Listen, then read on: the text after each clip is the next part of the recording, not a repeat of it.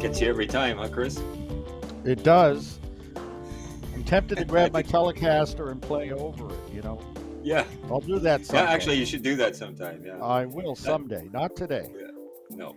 Welcome, everybody, to yet another episode of FSUFO. That's Forbidden Science UFO, or as Chris Stiles calls it, simply Forbidden Science.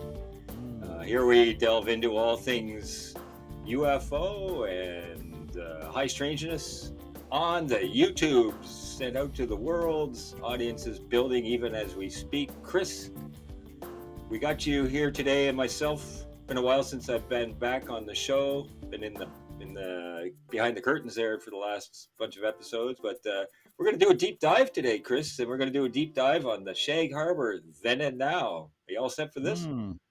I'm ready for you to pick my brains. It's a topic I know Yes. well, and I'm looking forward to it. Well, that's great. Well, let's just get right to it. First, we'll just orient the audience a little bit. Shag Harbour, Nova Scotia, southwest Nova Scotia. That's the little bit of land of Canada that sticks out into the Atlantic Ocean. Seems to be a hotspot for UFO activity and high strangeness, especially in the late, mid, or even early to mid to late 1960s, and goes on today. That Shag Harbour is literally in the southwest tip of Nova Scotia, jutting out there into the ocean, opposite of Maine, and it seems to be a hotspot of UFO activity. And so, I met Chris back in 1998 when I heard about this story from Don Ledger. Don Ledger was one of the authors, along with Chris, of Dark Object, which is the story of Shag Harbour. I had met Chris when I flew my airplane into a small airfield, and I had met Don when I'd flown my airplane into a small airfield, and he told me the story about Shag Harbour, and I thought, this might make a good documentary. And I pitched it to Space Network in Canada, and they accepted the pitch, and we went ahead and produced the show. Don introduced me to Stan Friedman and to Chris after that, and Chris and I have been super good friends ever since, and we've done a number of projects together, some other television projects, and of course, Chris and I basically run this show, FSUFO, in the big picture, along with Sean Seneschal and Justin Brown, and so we're really happy to be here with you folks to talk about Shag Harbour. It's sort of like the genesis of everything that's happened right up to now in terms of audiovisual presentations and this show, FSUFO. Chris, I don't know if you remember when we met. I was really excited to meet you. Don had hinted to me that you were going to tell me all kinds of wonderful and interesting things about Shag Harbour, and that had borne out to be true. Perhaps, maybe, Chris, if you don't mind, for the audience, just a quick little recap of what happened back in 1967 in Shag Harbour. Yeah, on the night of October the 4th, 1967, things began around 11:20 p.m. It was a dark, clear fall night, perfect visibility. The moon had already set, and visibility was so good you could see sixth magnitude stars without binoculars, which is rare in Nova Scotia. Mm-hmm. And if you were outside that night at that time and you looked up, what you would have seen is a set of flashing lights that went in an unusual sequence, not unlike any kind of commercial traffic. It went one, two, three, four, and then all flashed together as once. All witnesses claimed that this object, that appeared to be a single object with these lights attached, was at least 60 feet in diameter. This object, this set of lights, whichever you prefer, hovered over the waters of Shag Harbour for about 5 minutes, then tilted to a 45-degree angle, descended rapidly to the water surface when it struck. Some say it produced a flash when it struck, some say a sound of an explosion. Um, 7 local witnesses, the first being Laurie Wickens, who's often been on camera recounting his input into this, called the nearby RCMP detachment. They responded. One of the officers, which had been out on highway patrol on Cape Sable Island, saw it in the air. When they get there, a crowd was forming next to the Moss plant. And at this point, the light appears as a pale dome of yellow light and is on the water, moving in the ebbing tide toward open sea. Um, the RCMP commandeered 2 local fishing boats. They attempt to close on the object, but before they could reach it, it either sank or disappeared. Um, the Coast Guard was called in. They stayed on site till 3 a.m. and resumed a search at first light. Communication was made with the airports, with RCC, the Rescue Coordination Center in Halifax. They sent word on up the pipe, as they were supposed to do, to Canadian Forces headquarters, and eventually there would be an underwater search that wrapped up after 5 days. The conclusion, the termination of the search effort was that they'd found nothing, but interestingly enough, there was no missing or late aircraft, no incoming space junk, and it was seen to be and initially called a UFO by none of the witnesses. One of the unique things of the case, nobody reported a UFO. It was the authorities in this case that referred to that on the termination of search. And the case to this day remains open and unsolved. But that was the happenings of the first few days in October the 4th, 67. Now, in 1967, I was 5 years old, but a number of years after that, I was in the possession of a comic book. Mm. And the comic book had this incredible front illustration on the comic book of a sausage shaped UFO splashing into the water with lights circling around it, and the fisherman practically practically being swung out of his dory in surprise. Mm. And and I remember my father talking a little bit about that. He was an RCMP member. When Don dropped that comic book into my lap during the making of the documentary, I was Mm. stunned. I had forgotten all about that Mm-hmm. amazing illustration. This was not a small story. This was a big story in North America. That was an American public. I think it was a Gold Key comic book. We're talking about an American publication um, Mm-hmm. all over the world. So obviously, you gave a really great background on that. I mean, um, in your way, I mean, I would just probably say that this story spread like wildfire, not in 1967, but later, right? Well, no, it did spread in 1967. You're wrong Mm-hmm. about that, Michael. It actually did. And I think the main reason for that was that a few days later, in 1967, October the 4th was a Wednesday, and it happened, near night. Mm-hmm. And there was one unfortunate things about that. The weeklies down there, the Shelburne paper, Yarmouth, Light Herald, all the weekly things, they would go to bed then and go to press, as they used to put it, right? So they Mm-hmm. didn't mostly get to cover it, except for the Shelburne paper, which reported that maybe an aircraft had crashed into Shag Harbour. Right. Anyway, what happened though was by the Saturday, it became a headline story in the Halifax Chronicle Herald, which was All considered, right. and some people would still say, Canada's most conservative broadsheet. And I think Mm-hmm. that largely played into the initial fanfare that the case got, because people looked at that and saw this AP and Reuters line story go out from the Herald, a paper not known for UFO headlines. And then you Mm-hmm. have the 2-inch red headline, could be something concrete in Shag Harbour UFO Right. or CAF. And we were off and running, and it literally went around the world like wildfire. However, you're not totally wrong at the same time, because what happened is, upon the cancellation of search and upon all kinds of good effort by the Herald, and particularly Mr. Dennis, they tried to quash and diffuse and largely debunk their own story. They were quite embarrassed about it. And there was Mm-hmm. lots of great stories I'd heard from staffers there about how concerned they were. But eventually it gained a second wind and did come back. But eventually, as time went by in the few months, it ran out of the periodicals and things like that and slipped into the dustbin of history till I came along in 92, 93. Yeah, it's interesting because Roswell had a similar sort of press story arc. Of course, there was It did. you're right, there was the initial, holy moly, there's a UFO in Roswell, New Mexico, and it went out on the press. I mean, I forget the name of the officer who was allowed to actually tell the press, and then it was quickly rescinded and turned into like weather balloons, which is ridiculous, and a Mm. bunch of balsa wood. Um, and that story also kind of went into the back rooms of history for a while too. So there's some parallels between Shag Harbour and Roswell. And interestingly, the European version of the Shag Harbour UFO incident that I produced with you um, was actually titled.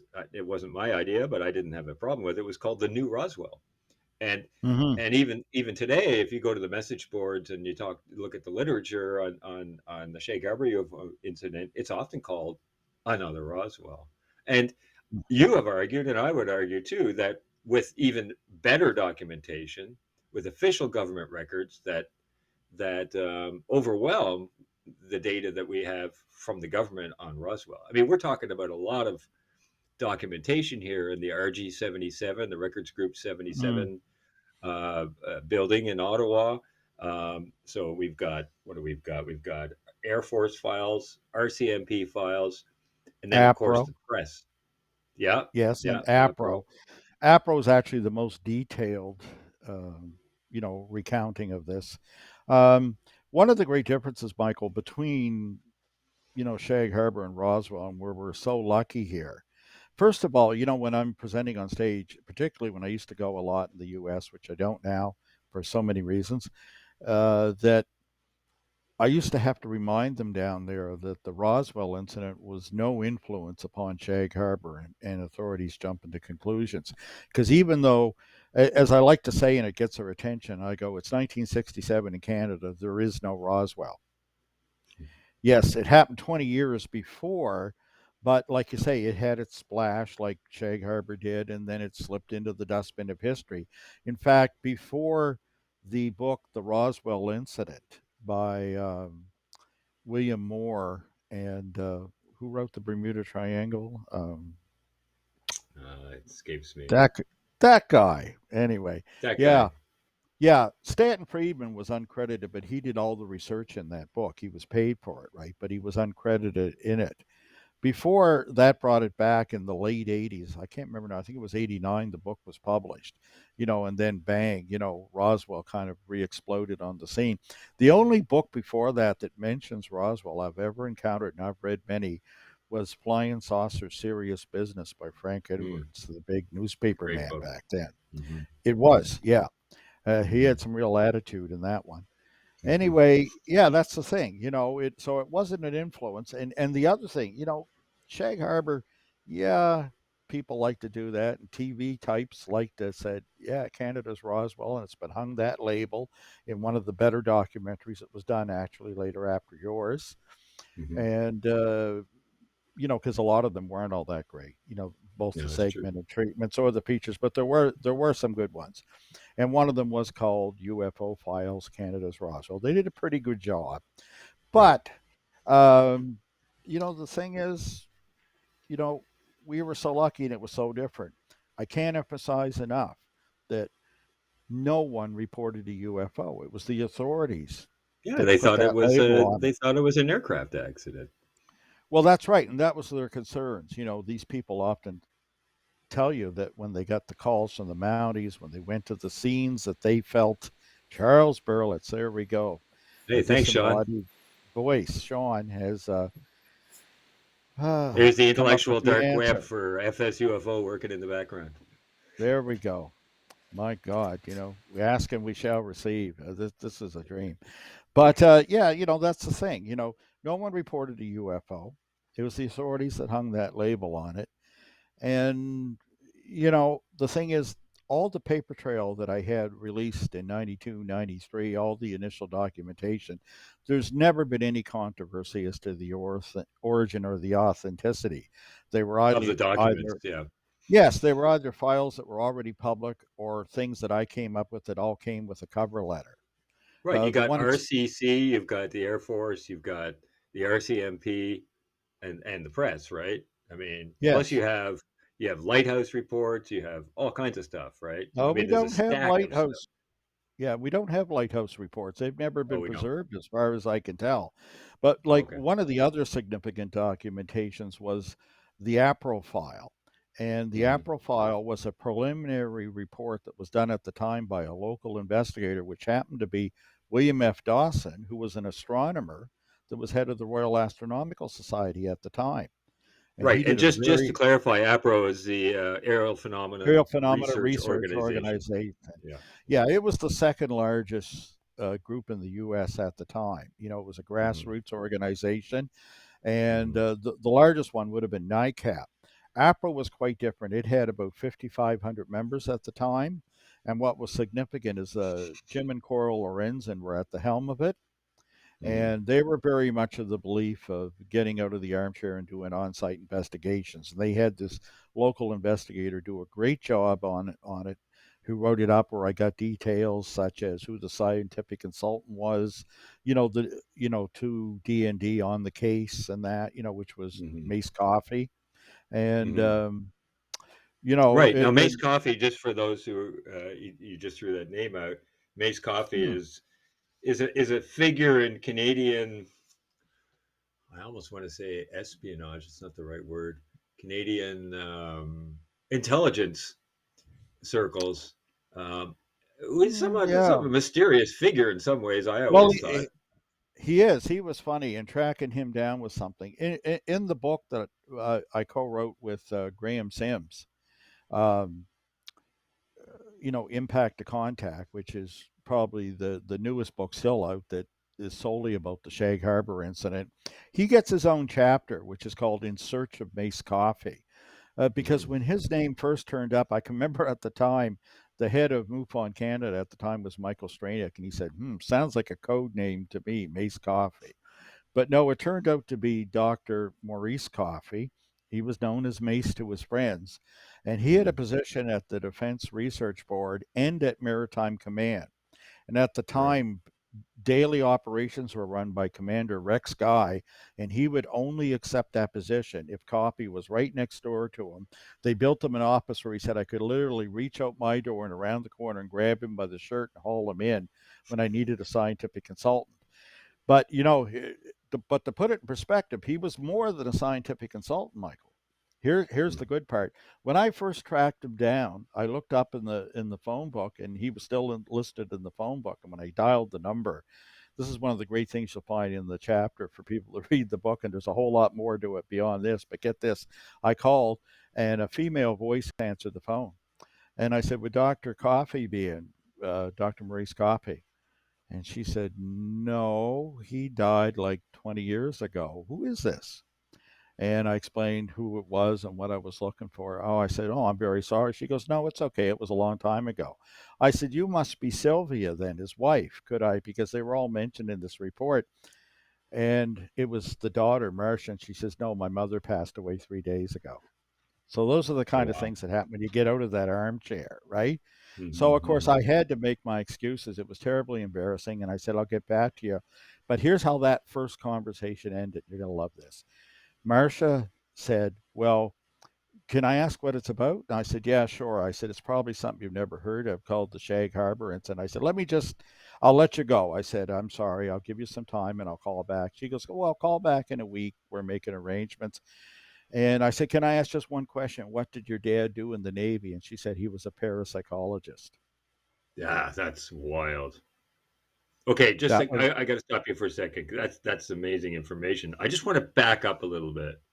A lot of sure. people who are watching our show are familiar with Stanton T. Friedman, the nuclear Terry. physicist, Terry, yeah, the nuclear physicist who became a UFO researcher and known for his interpretation and research on the Roswell incident. Stan called you the Bulldog, Yeah. and I'll never forget that. It's in the documentary that we did, and he had nothing but praise for you. And I know that Stan was a big influence in your life in terms of research for the Shag Harbour UFO incident, and I would say other projects that you've been working on. Can you just tell Hmm. the audience how you met Stan and how it came to be that Stanton helped you with research for the Shag Harbour UFO incident? And then after that, I'd like to go back to Mace and then go on to Father Burt Gaffney, if that's okay. Sure. Okay, Stanton Friedman. Uh, hmm. It was 1990. It was April 1992, and I watched a rebroadcast, a rerun, I guess, of Unsolved Mysteries. And this was the episode that contained the segment about the Roswell incident. And this is the Mhm. first I'd ever heard of it.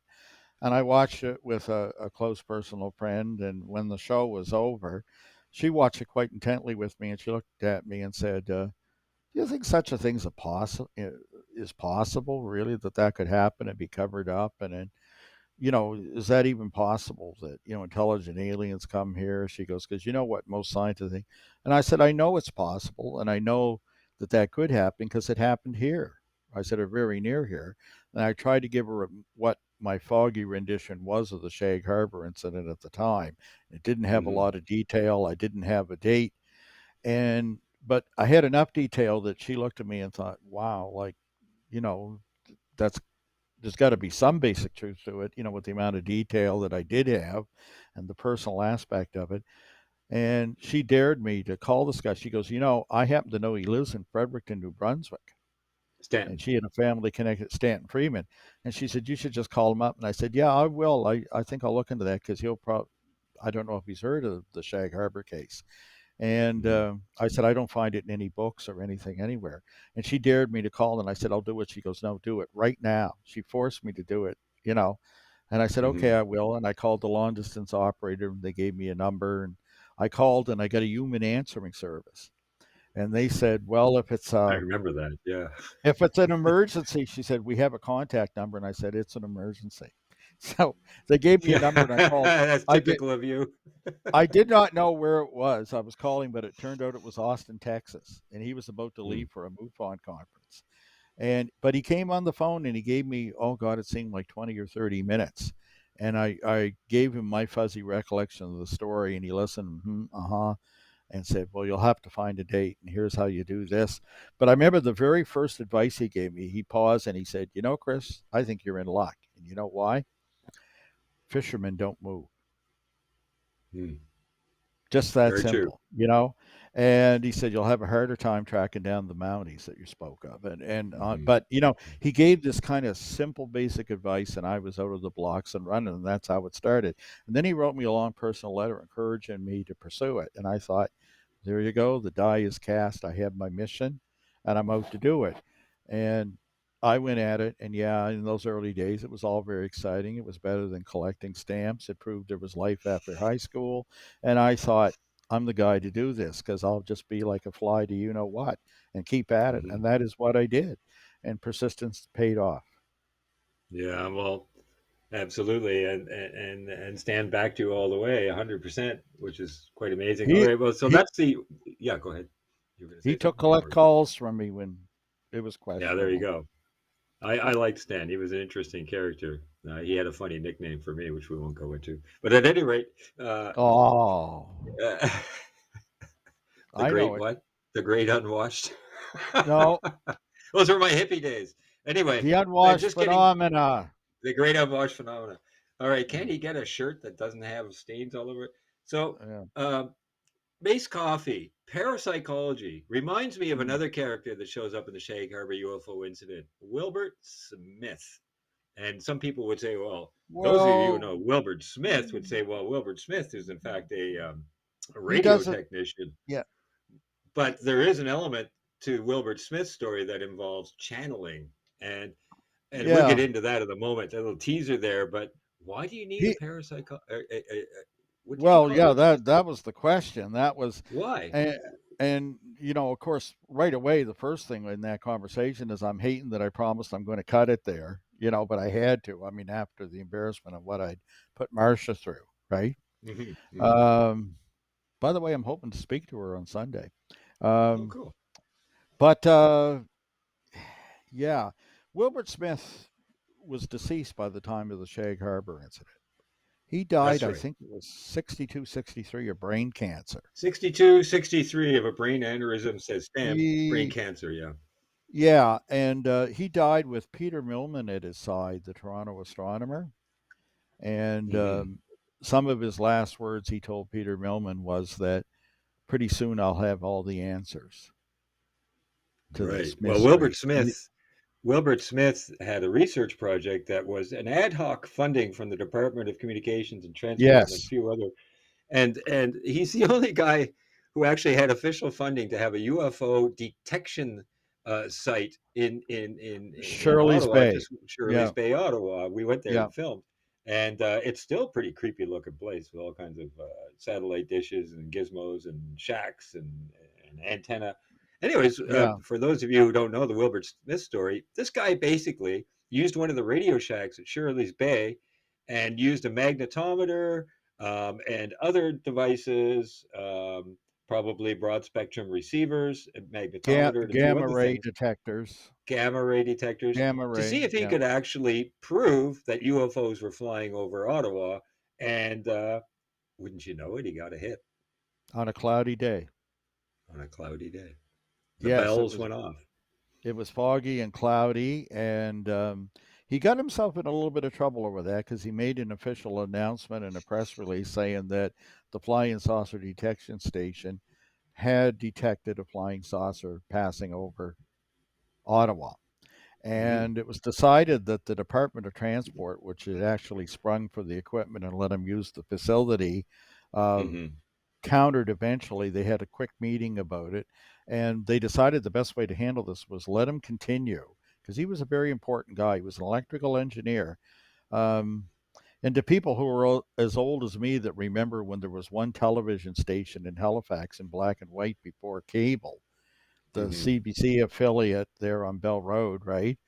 Mm-hmm. He actually assigned the frequency to it and set the station up. By the way, Wilbur Right. Smith. Right. Yeah. He was a communications genius at the time, right, basically. Yes, he was. Yeah.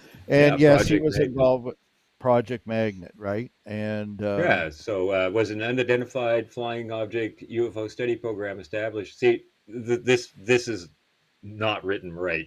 It wasn't established by Transport Canada. It was established by Wilbert Smith by permission yes, and some help from people at Transport Canada in December yeah, 1950 under the direction of Wilbert Smith, senior radio engineer for CBC, et cetera, et cetera.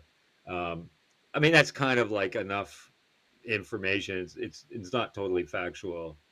It wasn't a TC Transport Canada effort, but there's another side to Wilbert Smith. This show is yes, short that we can't go into detail on anything, but we need yeah, to hit all the points. The other side to Wilbert Smith kind of jumps into the territory of contactees. Chris, how about you bring us up to speed on that? yeah. He used to have meetings in his home, even, and there were. He was open to all of it. He would listen to the contactee claims, and he would kept in touch with people that were trying to do experiments by radio that were trying to communicate with these objects if they were in low Earth orbit, and this kind of stuff. They would also he would have people at the government pick up stuff that when somebody claimed there was some debris left from a crash or something landed on their property, and they would bring it to his place. I guess toward the end of his life there in front of the house, there was a few tons of debris stacked up there, and the wife wasn't very happy about it. And he would go through it, and his flying saucer club would meet once a week there. But it was a serious effort. What I never quite finished before you jump back in there was the response when he made that release, and they were a little embarrassed that the Department of Transport was involved in this flying saucer detection station. The decision was, because they considered him quite legitimate in his work, is to let him continue, but they released a statement saying that this was his private effort and was not a Mm-hmm. project of DOT. Yeah, they distanced themselves from him. They distanced themselves, but they let him continue to use the equipment and the facility. Yeah, you know. Fair enough. But Fair he enough. wrote No, some no. brilliant Mm-hmm. articles, and I've heard people refer to it. And, there was a chart he made too that included just anything and everything, from what we understood about the phenomena at the time, that perhaps some sightings were living creatures and all these things. And he Right. did some presentations to the Canadian Navy. He had his finger in all kinds of pie, but He was ahead of his time, eh? He was he ahead of his was time. ahead of his time. He very much so. And he died Hmm. tragically young. And really, it's to our loss. What about his connection with the American counterparts?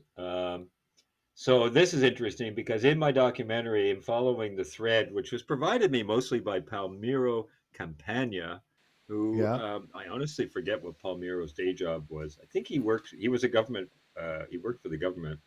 Uh, Palmiro basically told me, and then I found the documentation to back this up, that Wilbert Smith had liaisons in the American military Hmm. industrial complex.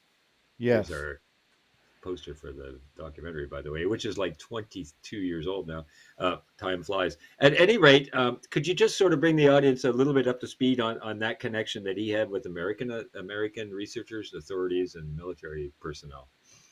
Well, he had connections with everybody down there that would have been involved with the phenomena, and this would have been everybody from say Ruppelt at Blue Book to other times, including a lot of the characters that were purported to be part of MJ12, people like Vannevar Bush, you know, Right. and Roscoe Roscoe Hillencotter. Hillencotter and these people. Yeah, there's definitely a record of communication with all of them regarding these matters, and including the tie-in, I suppose, with the hard to understand statement of Robert Sarbacher there, Mm-hmm. the one of the fathers of Right. the H bomb, Right. Well, about now it was a conversation that Wilbert had with Robert Sarbacher, where three questions were answered by Sarbacher, handwritten by Smith in his notes, and I'm just going to paraphrase them. yep. One is yes, UFOs exist. Two is that it is classified even higher than the H bomb. And three is that there's a number of people, including Dr. Vannevar Bush, who are pursuing research into this. And that was sort of cryptic, but yet also fairly, uh, what's the word? I'm at a loss for words, not like me.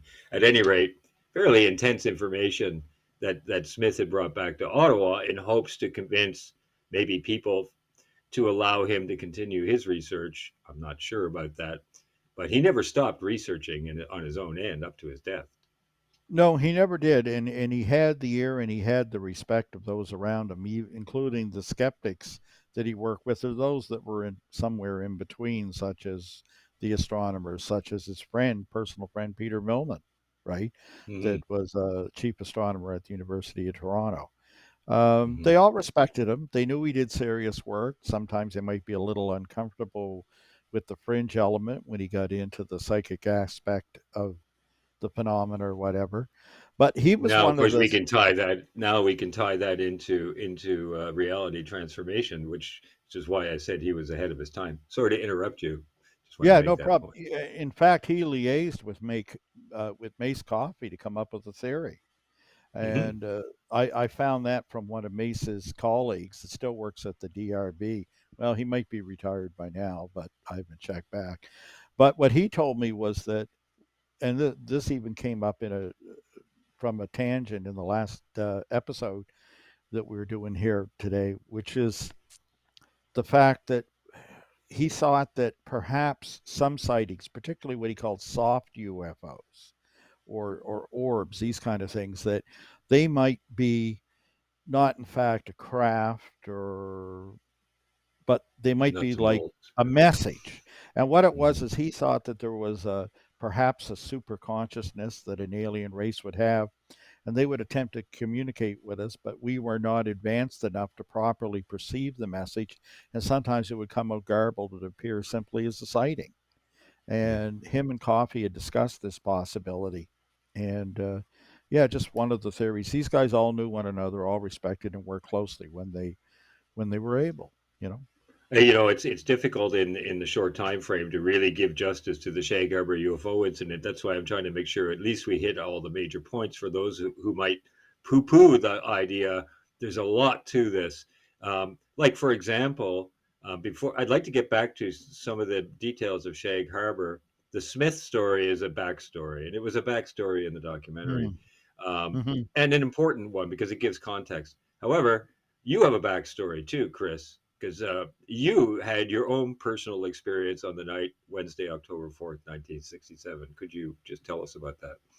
Yeah, and I should point out that many researchers refer to that as the night of the UFOs because there was much more going on than just Shag Harbor, although eventually the importance and the amount of witnesses and the military involvement caused Shag Harbor to eclipse all the rest, including my little sighting in Dartmouth.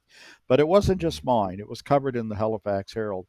Many people that were on the ferry or crossing the McDonald Bridge, right, saw a UFO down near the surface tracing the shape of the harbor into the Dartmouth Cove area where the Coast Guard Mm-hmm. ships used to tie up. And I Hmm. saw this from my bedroom window when I was supposed to be in bed, and I ran down to the waterfront between the alleyways of Maitland Street, a bunch of warehouses at the time, and crossed the tracks. And there it was. But what I saw was nothing like what they saw in Shag Harbour. What I saw was a dimly glowing, it was an orange color, just like when iron first glows in a fire. And it was like a 60-foot orb, would be the axis of it. A large object, just moving about silently about 10 feet above the water, tracing the coastline. I was terrified. I was 12 years old and eventually found enough courage to run away. And it took a few attempts to do that. I just looked there and looked around, realized I was alone, and I don't You know. left your room and went down to the waterfront, right? Yeah, 12. Yeah, I got in a great deal of trouble for doing that. I remember quite well, Wouldn't be the and first time, got last time. chastised. But I saw it, and I just couldn't ignore it. And I ran out the door, and they're going, "Hey, what are you doing? Where are you going?" And I was just gone like a bullet, then running to the waterfront because I'd seen this through my grandfather's field glasses. And by the way, grandfather was in Shag Harbour on vacation. So he saw it from the end. One of the things that made the case stick with me, that same night I saw the UFO in Dartmouth, and many people seen and reported in the Herald.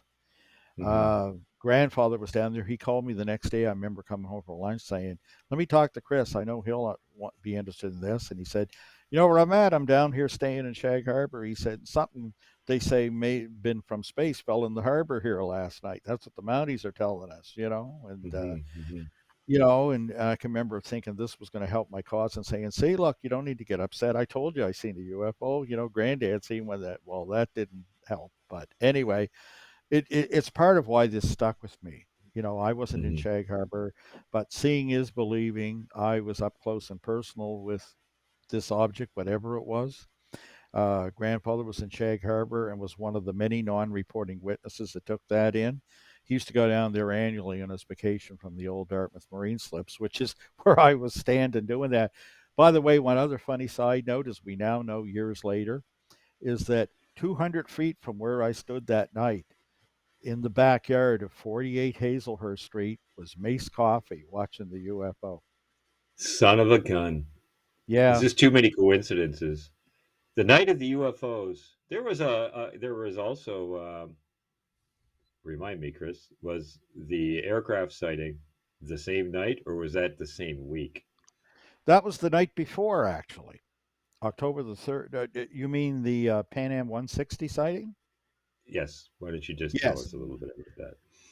Yeah, Pan Am 160. That's something we didn't discover until I believe it was 2007. And that was with the help of Stanton Friedman, by the way, again, too, Hmm. just to give everybody credit here. Um, we were completely unaware of that at the time beforehand. In fact, here's the irony. For a long time, and I don't remember if that happened in your documentary or not, but many people tried to connect it to a sighting that night of an Air Canada flight 305 over Saint Jean, Hmm. Quebec.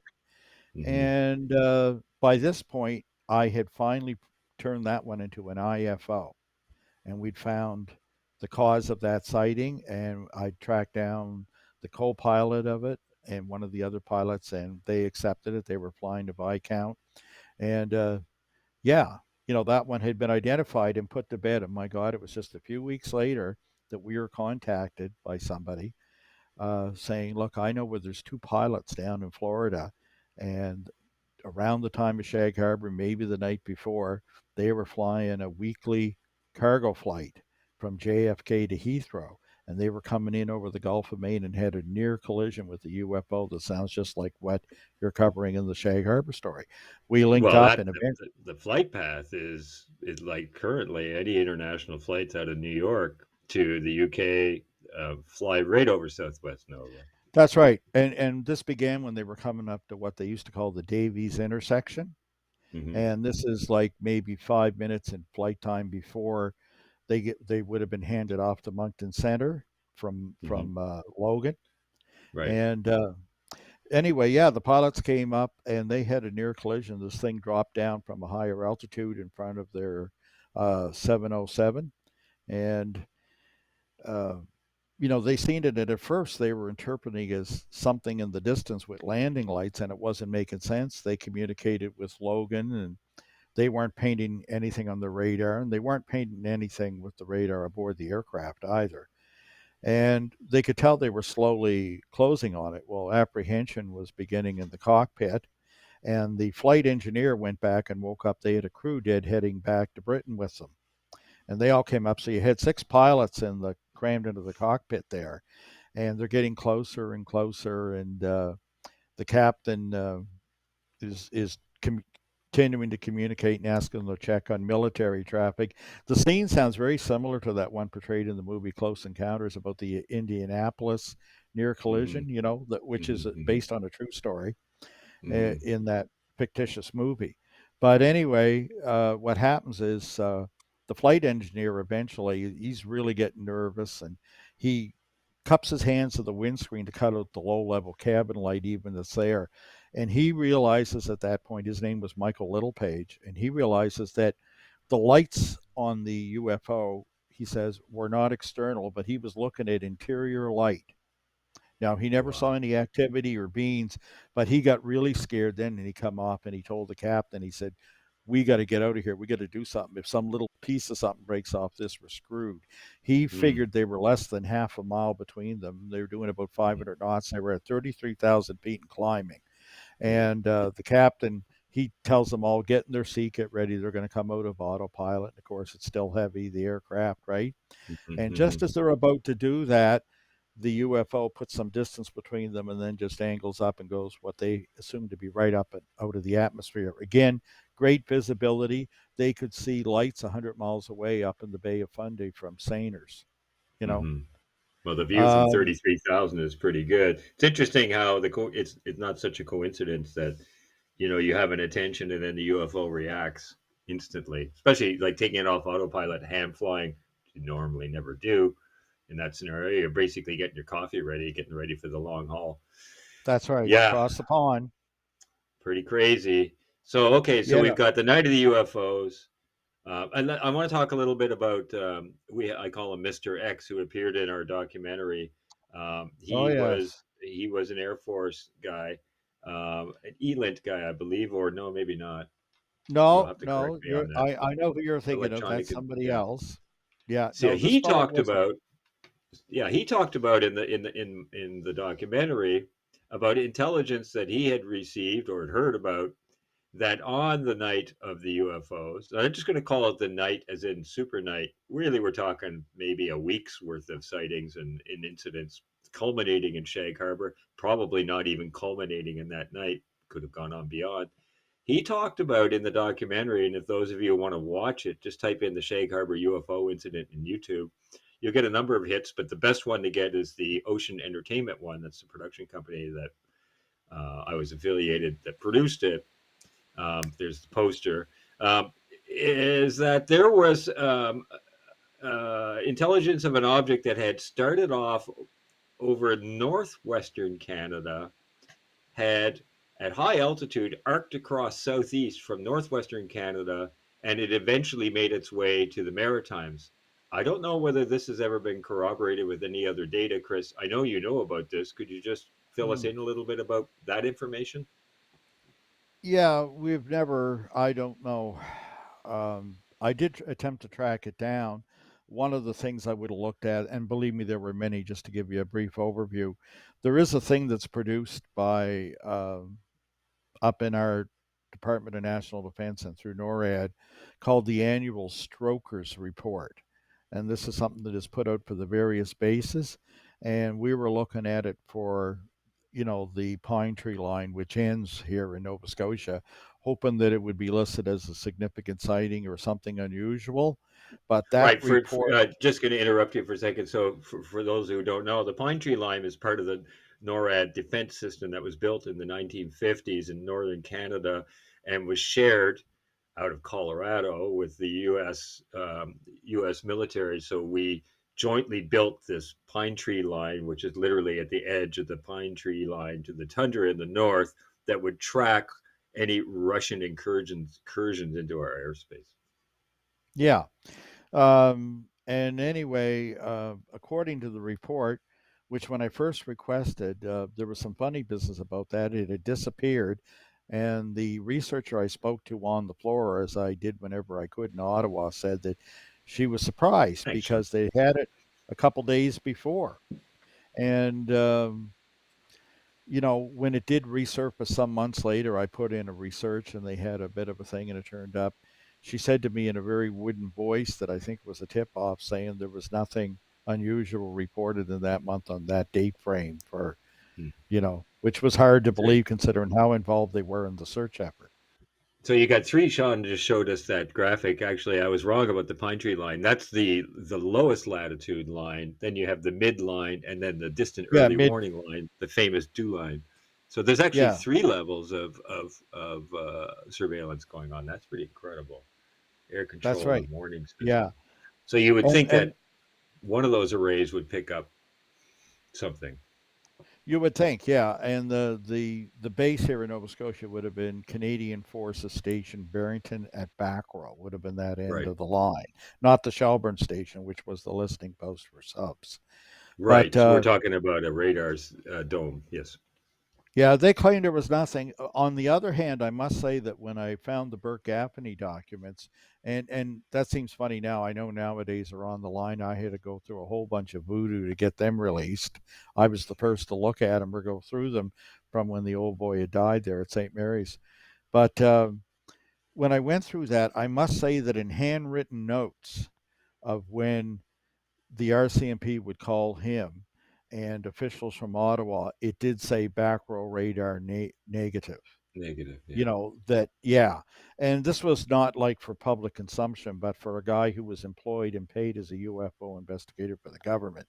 So there might be true. Sometimes these things don't. Remember, in the case of Pan Am 160, even though this thing was in front of their nose, they did not get a return. No, and it's also the same with the incident Yeah, that happened in Sackville, Nova Scotia, where yeah, the tower of Halifax Tower could actually see it, but they couldn't paint it, and of that's course, right. the RCMP officer could see it. That's Doesn't right. always paint a radar, and Stan would say, "Well, that makes total sense. I mean, of course, you're going to be able to cloak yourself from detection systems, and you're going to test detection systems if you have any brain and you're going to infiltrate some other territory. Makes Yeah, but sense. they're not gods either. And I'd point out, like, you look at what's in the news now, the case of the revelations that they call disclosure about the Nimitz sighting, right? Mm-hmm. Well, when you look at Mm-hmm. the Nimitz, none of the F-16 involved in that. And that was what, back around 2004, was it, or whatever? Mm-hmm. Those sightings, none of them were picking up returns, radar returns from the UAPs they were chasing. However, Mm-hmm. in 2014 in the Atlantic, all the kind of sightings they had, not of the Tic Tac objects, but of the orbs and cubes that were seen on the Teddy Roosevelt, with those sightings, the Mm-hmm. upgraded F-16 radars did always pick them up and track them till they were out of beyond the horizon. Incredible. Yeah, So now, just going back to Shag Harbour. So you have the Shag Harbour story, which is fairly the gift well that known, hmm, very the with fairly with fair. for Go ahead. those within the genre, it's well known. It's not generally known in the way Roswell is. We don't throw parties like the Americans. We're not that big at promoting. Well, For no, people no, within the no. genre, it's fairly We're well known. Canadians. Yeah. We're just throwing a party in Ottawa right now, but that's another story. Uh, uh, there's another element to this story that I wanted to include in the documentary. Being a filmmaker, I wanted to include that in the documentary, and that is the Shelburne story because it just fascinated me. And you were always, I wouldn't say skeptical, but you were not as keen as I was to include that in the story. And you called it the black box, Oh, and you called it one of yeah. the most vexing stories that just bothered you on a basic level. Well, Um, amongst friends and let's say, so colleagues, I, I'll I, just set it up here. yeah, go. Well, I hate the story. I always hated the Oh yeah, story well I'll just set it up here. I because know I've you been. hate this story. You Go did ahead. hate it. You hate it less now, and we're being cryptic here, but we're just getting a little bit of interference here. So I'm just gonna try not to move too much. We are running off of the internet during a storm. Uh, The Shelburne story I loved because it showed that there was activity subsequent to the Shag Harbour UFO incident within the week afterwards, at around the same time that the dive was being done on Shag Harbour by the military, where they didn't find anything except for maybe some debris. Um, and in this story, it talks about, just to be cryptic about it, it talks about ships on station, American military, Argentine military, Canadian military, off of this top secret Russian submarine detection station called Canadian Forces Station Shelburne, which was jointly American Canadian operated. And in that story, they basically described a lot of wild things that another UFO, or perhaps the UFO from Shag Harbour, had traveled underwater from its crash point in Shag Harbour up 30 nautical miles or so northeast, and then laid off of the tip of Government Point in Shelburne, and that Canadian, American, and other submarines, and even the Russians were lurking around, were observing this object, which was joined by a second object, and that activity was happening. It almost looked like a repair event happening to the disabled UFO, one would surmise, and that there was Navy divers, that there was the possibility that film footage of alien beings doing doozer work underneath the water, and on top of that, all kinds of little stories about sightings of aliens in and around Shelburne.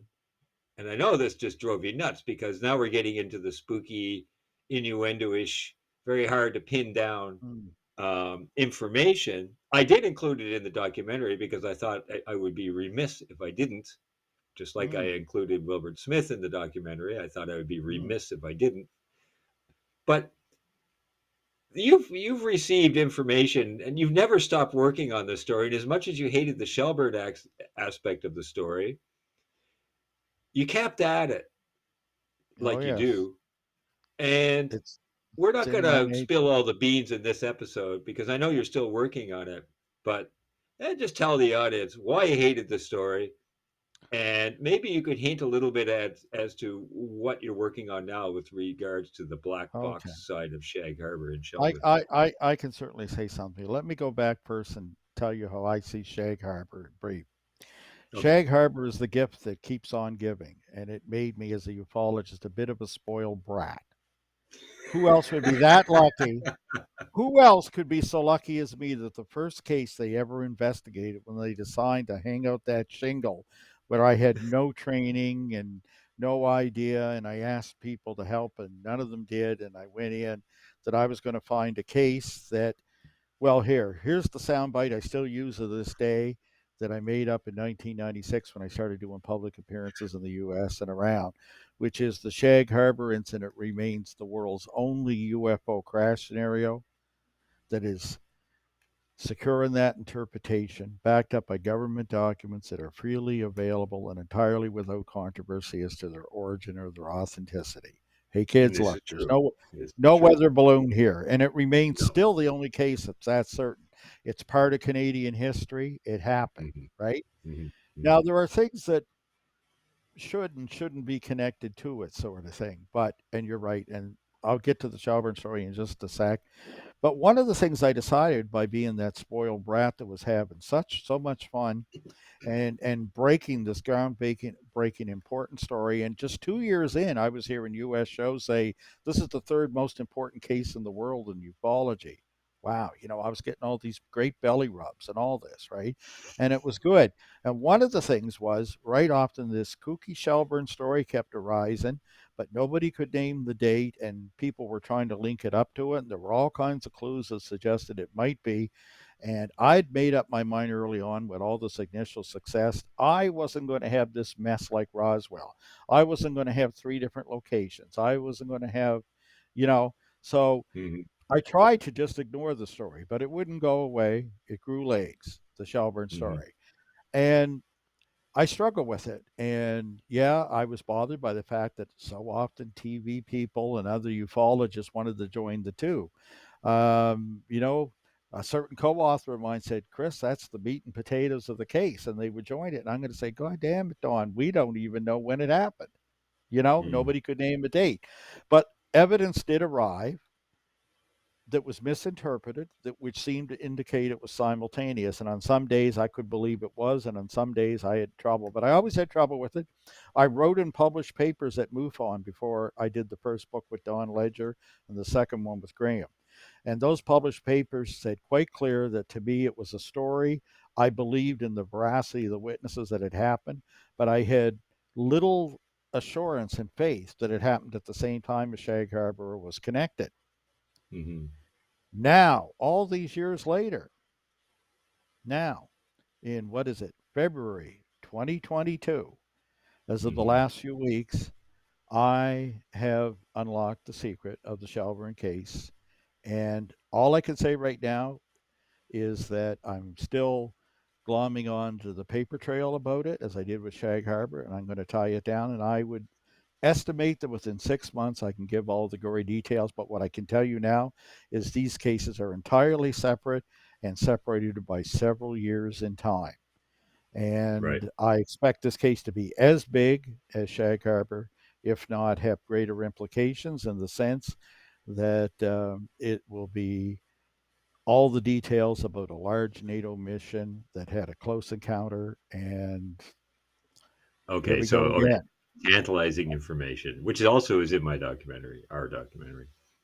Yeah, Aliens. well, Aliens.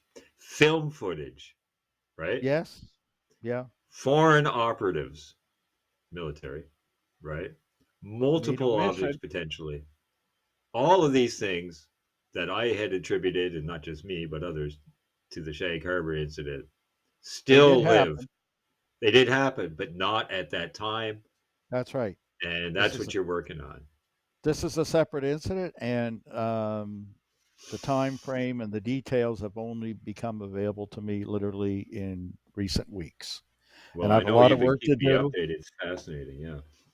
Yeah. But anyway, the truth will come out about that one. And here we go again. We get a second kick at the can. And I don't know where they're going to put this in that top 10 list, but I'd like to think it's going to make the top 10 list again somewhere like Shag Harbour did. Well, let's give the audience a little bit of sugar here. Um, I had actually used in the documentary a quote that you got from a Navy diver. We won't name the diver. He still exists.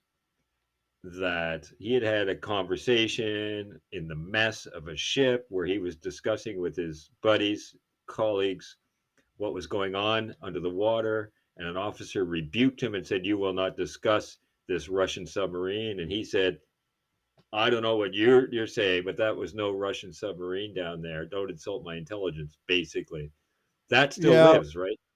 he said, yes, he said that a little more colorfully. Yeah, I know. As he put it, he said,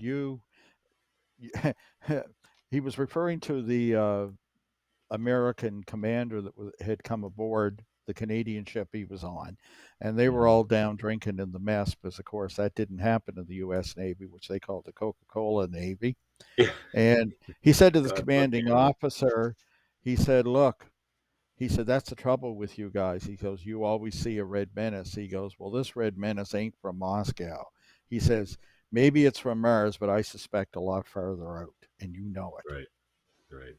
And so And, we're talking about one of these people that has absolutely nothing to gain by releasing information like that to you. Zero to gain, more to lose than to gain. I mean, this hmm, is a very credible witness, and we're talking about somebody who dove in the water above hmm, these objects. What about the yes. film footage, Chris? What about the film footage? What's the scoop on that? Well, supposedly 400 feet of whatever kind of film they were using. I guess there'd be some variation, probably of Super 8 in a watertight can of some sort in those days, you know. Or 16 But I film, maybe. mean, think about how close they would have been. You know how poor the visibility typically is in Nova Scotia down there. So you're in close proximity if you're able to film alien activity on two submerged USOs sitting on the seabed. Right. And the other thing too is that the potential of a death of a crew member. Yes, well, that's part of the paper trail I'm tracking down now. That is the thing. There appears to have been a casualty. That was part of the story. They didn't want to give up any detail on that, but we should be able to verify that too. Now that I have the right time frame for this case, Right. you know. But we will leave it at that. We'll leave it Yes, at that. I have Folks, to. there's more Yeah. to come. There's more to come. And like Don or Chris says, in the next 6 months, I'm sure you'll have a lot of those ends tied up. Just going back to the original Shag Harbour incident, um, there were reports of unusual phenomena surrounding the Shag Harbour incident itself, not necessarily connected to Shelburne. Now, I know that you've spoken to people that have mentioned alien beings. Would it be safe to say that some reality transformation could have been occurring during the night of October 4th or subsequent days, 67? Well, it could. I mean, the indications are certainly stronger in other cases I've looked into in Southwest Nova. That is possible, and it's certainly possible in terms of the activity near Government Point. Uh, what I would warn you about at this point is I think we may be able to determine effectively in my current investigation whether that's properly attached to 67 or the earlier time frame. But Right. I have little doubt again about the veracity of the witnesses. You're right. We don't have time. We could do a whole episode on that. But when I Mm-hmm. see how I discovered the story and the reactions and the lifestyle changes and the things that were done from these Mm-hmm. intelligent, productive, professional people, it's a Oh pretty yeah. compelling story. I don't Let's question talk. the veracity. Yeah, let's talk about Lawrence Smith for a moment because this is an Yes. ancillary story. Well, tell us the Lawrence Smith story. It's fascinating. Well, Lawrence Smith, again, we're in Shag Harbor, but we're 3 years later, 3 years and a month later in November of 1970. And like so many of these stories down there, they come out from a tangent, their origin. Uh, Lawrence Smith and his brother Eugene Smith had just dropped into the RCMP detachment in Barrington Passage, and the reason being is that one of their daughters had run off away from home, and they were quite concerned. So they went there to file a police report with uh, Constable Ralph Keeping, the Mountie that was on duty that night into the detachment. So they leave. The last thing on their mind was UFOs.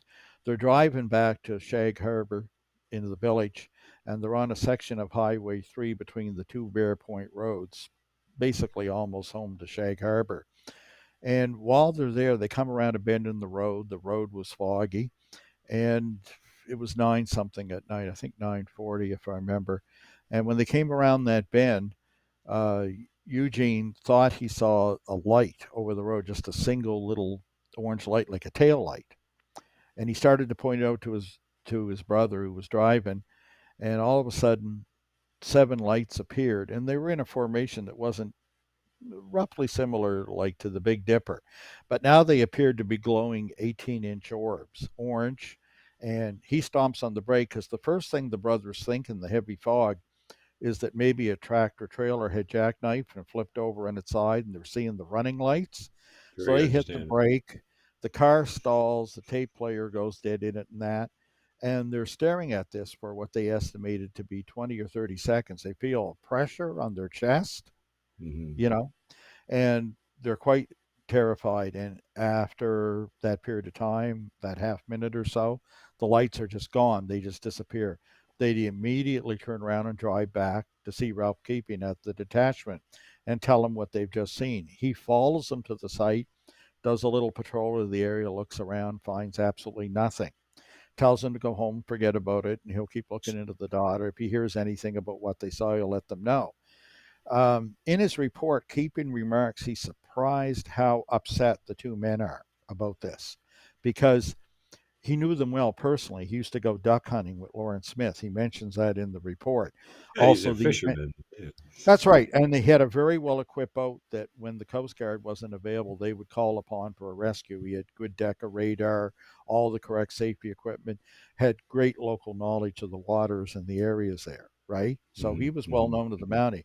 And he's Mm-hmm. amazed. Also, he had been with Lawrence when he'd lost a son tragically to an ailment and died in his arms there, literally.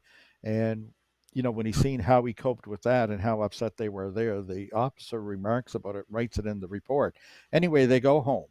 But the next morning at 9:15 a.m. in the detachment, while having his morning coffee, Keeping gets a call, and it was from Colonel Calvin Rushton, who was the commanding officer of the base, the NORAD base we spoke of at Barrington. Akara.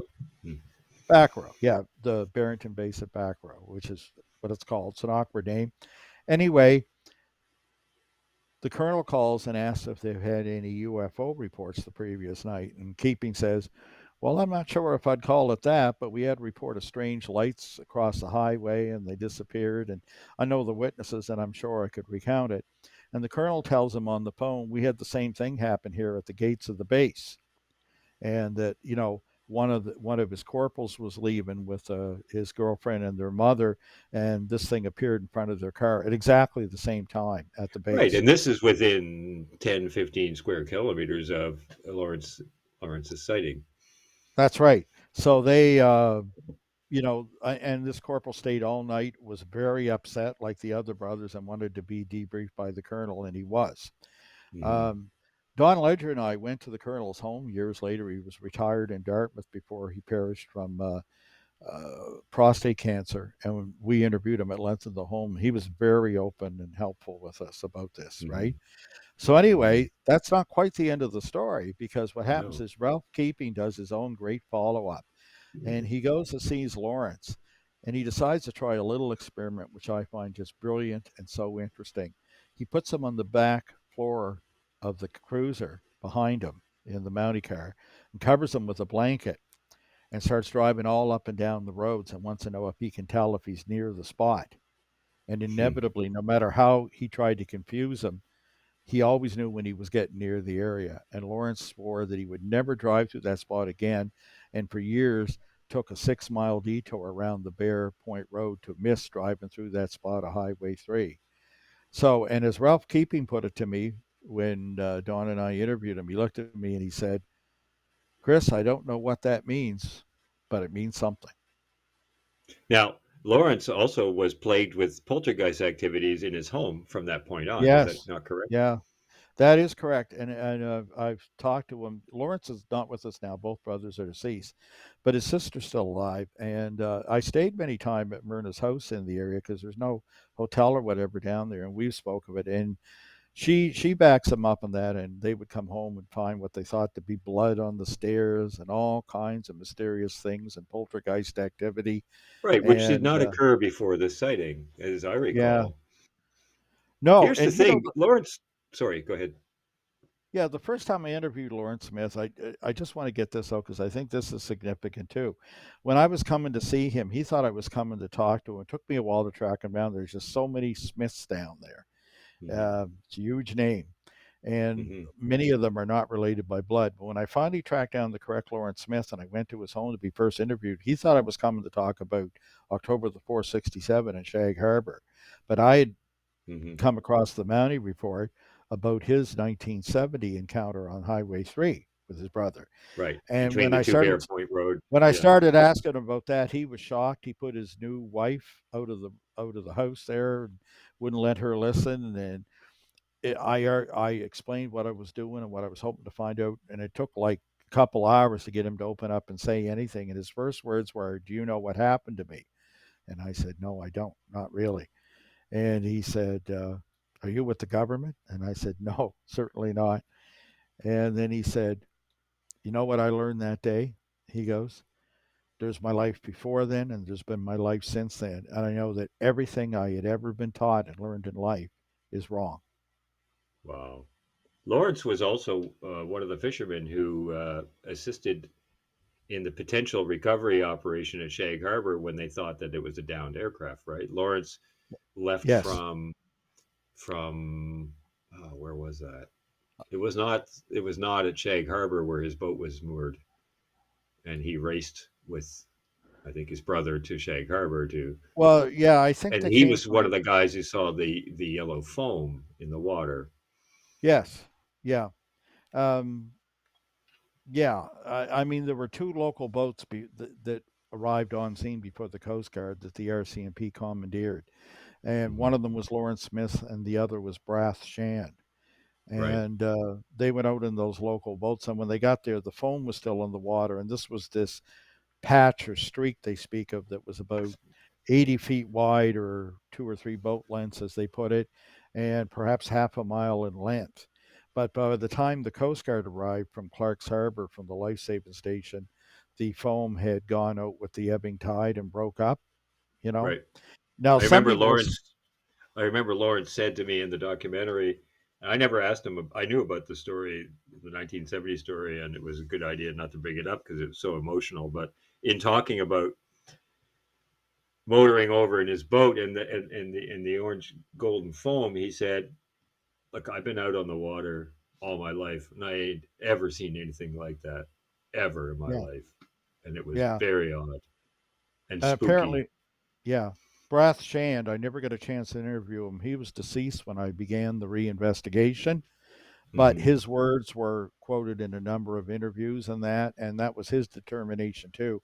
And I have to tell you, even though he was deceased, that years later, when somebody who wasn't that familiar in the area with the story would say to me, "Oh, I heard about that. It was probably normal tidal phone that gathers there." When I would say, "Well, Brath Shan said it wasn't," they go, "Oh, well, then it wasn't."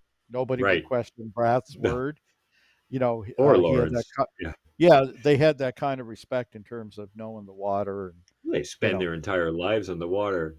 So Southwest Nova, as we sort of get towards the end of our show here, I'm not exactly sure how long we've been recording this, but my sense is that we'll soon hear the extra music. we're we're a I'd little like. over an hour.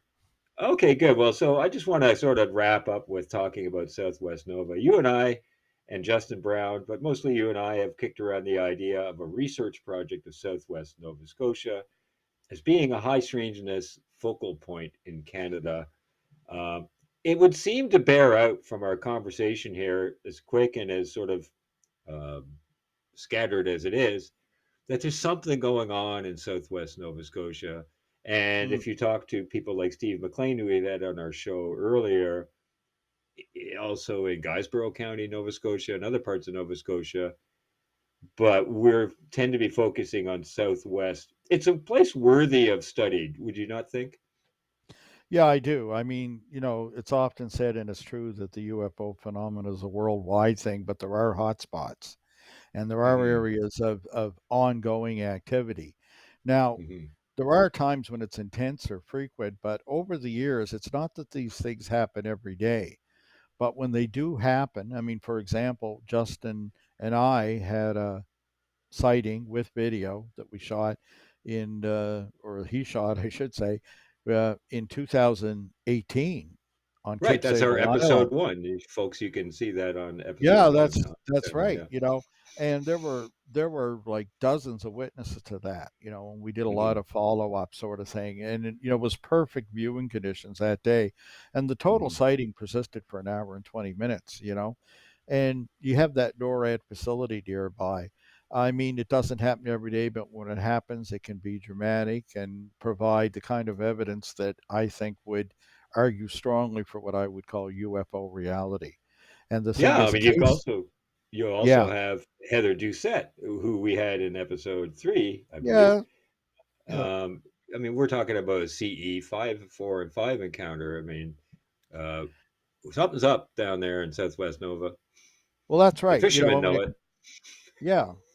I mean, you got, like I say, you got the Shag Harbour incident, you got this 2018, you have close encounter claims, all kinds of sightings in between. There's something going on there.